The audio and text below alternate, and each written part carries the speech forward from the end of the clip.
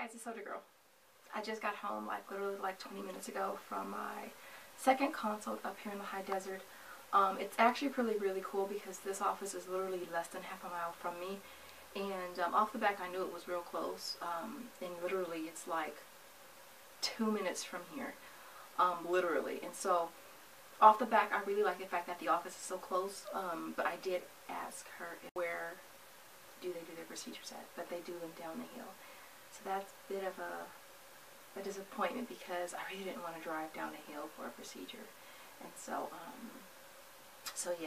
but all of the aftercare appointments or post-op appointments are all going to be at that particular location. Overall, I thought the visit went really good. It was kind of cool because I just went to one yesterday, so I kind of already had a really good idea of what was going on. She gave me this paper, and she basically told me when I get home to measure out rice or bird seed, and you put it inside of a nylon pantyhose, and based on this, because I tried on 3 different sizes. I did take pictures as well. I didn't like the 300. I thought it looked too small. And then I tried on the 360 cc and the 420 cc. And so I took pictures of both. So I'll probably insert pictures at some point during this video of what that looked like.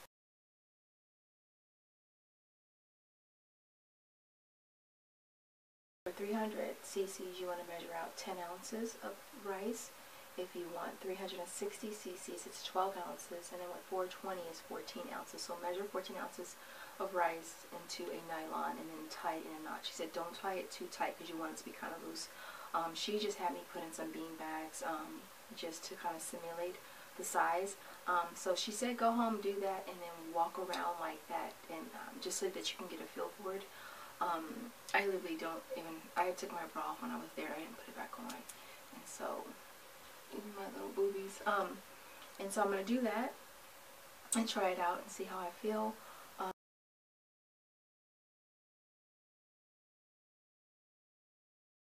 The doctor there, her name is Dr. Irene Tower, and she seems like a really nice lady. She's just as small as me, my height. And she's very nice. We talked about the 4 through your belly button, the under crease, under your boob, your nipple, and then the armpit. Now, for me personally, I would prefer to do one that's less noticeable. My first choice would probably want to be my armpit because you wouldn't see it, or secondly would be the belly button. Only reason why I was kind of like not so much a fan of the belly button was because I just kept thinking of when I had my C-section, how hard it was to get around. And but she explained the technique to me. They make a small incision in your belly button, and they insert this like tube-like contraction or whatever to kind of barrel through up, and then they kind of put like they call them spacers. They put those in to kind of widen it, and then they kind of roll the implant up like a cigar, and they kind of push it in there, and then it comes out, and then they insert the certain amount, whatever amount of saline. And so my only concern was just being sore, but she said that you'll be so concerned with the soreness and the discomfort up here that you won't even really notice it that much down there. And so so this particular consult, it was based on the what's it called, tubalo? Is that what they call it? Tuba. I don't know the whole name for it, but umbilical something, tubal umbilical something, I think that's what it's called. That's the particular incision. Anyways, I'm going to go over the fees really quick. Again, the doctor's name is Dr. Irene Tower, and like this place is called the Inland Cosmetic Surgery. Now they do have a location down in Rancho Cucamonga, and I do literally used to live down there, and so that's the only thing about it I don't necessarily like, is the fact that I'll have to drive down for the procedure. She said the procedure should take about an hour and a half, and you'll have to be there an hour prior, and you'll have to be there an hour afterwards in recovery for an hour. So a total of at least 3 hours. So the price of the procedure is going to cost $4,950. Okay, so the breast augmentation through the belly button is going to be $3,700. And then the Derm X Cell, which is just a product that they use for scarring, is $50, and the anesthesiast is $400, and the facility fees is $850. And that's it. So it comes out to be $49.50. So it's not necessarily bad. It's just around the same price of the one that I went to yesterday. She said I had pseudotosis. That's when basically your nipple kind of falls, droopy boobies, I guess. Basically droopy boobies. But mine are not that droopy. She said that it's not to the point of me actually needing a lift. It's more or less the implants will provide that lift for me without me actually having to have a lift, like the same thing that Dr. Tironi told me yesterday.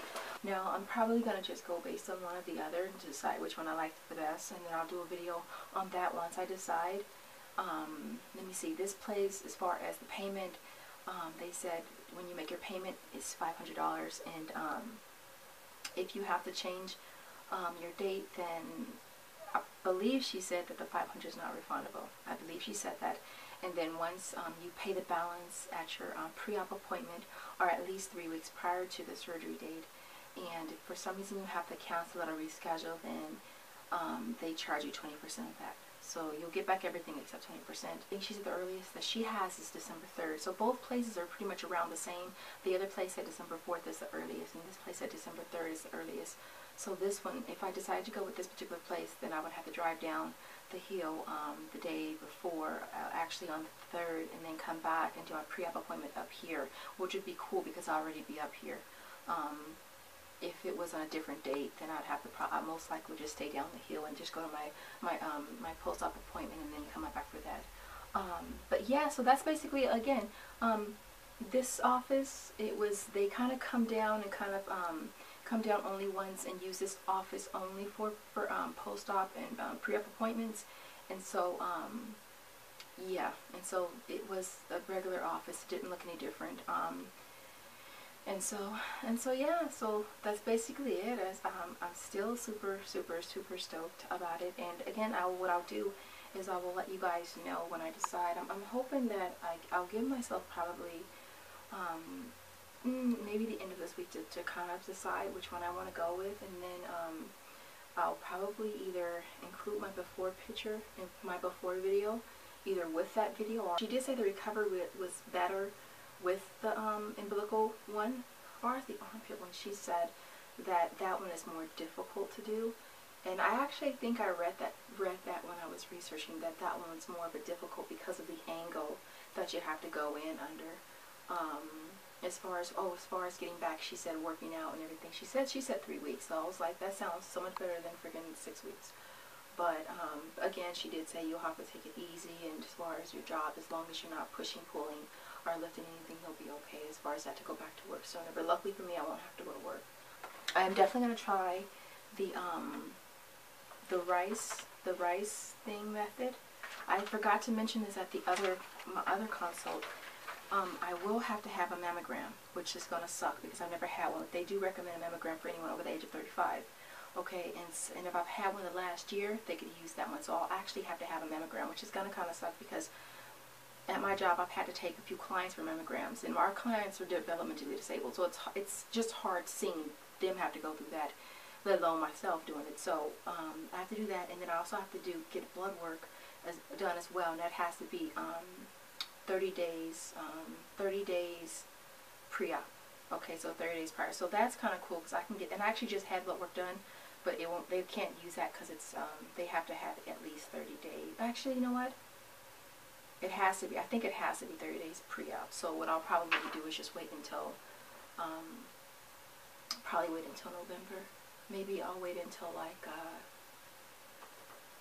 I'll do it right before I go to Pittsburgh to see little man, and I'll have the blood work done. And that's basically it, you guys. But I did forget to ask about the blood work at the other facility because I just had blood work done through Kaiser, and again, they didn't say anything about blood work or mammogram. So that's something that I'm definitely cringing the fact of me getting a freaking mammogram.